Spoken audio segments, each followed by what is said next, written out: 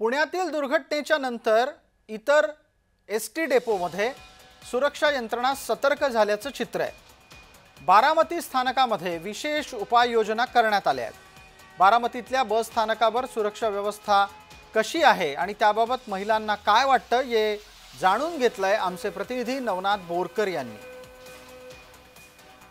मी सध्या बारामती बस स्थानकावरती आहे। या ठिकाणी या बस आगार प्रमुखांची आणि सर्वच बस स्थानकाची सुरक्षा कशी आहे आपण आज जाणून घेणार आहोत। काय सांगाल, आज खऱ्या अर्थाने काल घटना घडली, दुर्दैवी घटना घडलेली आहे।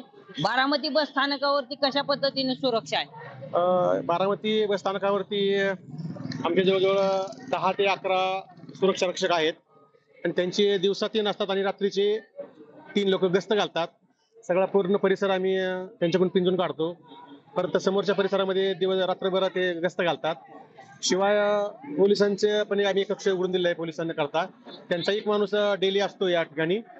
जरी काय कोणाला प्रवाशांना काय तसं वाटलं तर ते त्यांच्याशी आमच्याशी कॉन्टॅक्ट करून आम्ही त्यांच्याशी कॉन्टॅक्ट करतो पोलिसांशी। खऱ्या अर्थाने महिलांचा प्रश्न ऐरणीवर आलेलाच आहे। मात्र महिलांच्या सुरक्षेबाबत किंवा हिरकणी कक्ष असेल काय असेल, हे कशा पद्धतीने तुम्ही सुरक्षा देता तुम्ही?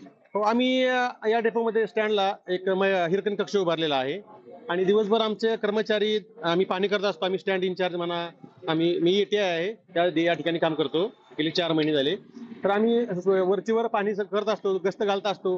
कोणाच्या प्रवाशांच्या काही तक्रारी असतील किंवा महिलांच्या काही तक्रारी असतील त्या आम्ही सोडवण्याचा खूप चांगल्या रीतीने प्रयत्न करतो। खऱ्या अर्थाने या ठिकाणी पोलीस बंदोबस्त असणं देखील गरजेचं आहे। त्याचबरोबर आगार प्रमुखाच्या वतीने ज्या या ठिकाणी सुरक्षा रक्षक असतात त्यांनी देखील तैनात असणं गरजेचं आहे, जेणेकरून महिलांच्या सुरक्षेचा विषय जो आहे तो कुठंतरी आता पुन्हा एकदा ऐरणीवर आलेला आहे। यामुळे सुरक्षेच्या बाबतीमध्ये काळजी घेणं गरजेचं आहे। नवनाथ बोरकर, जय महाराष्ट्र न्यूज, बारामती।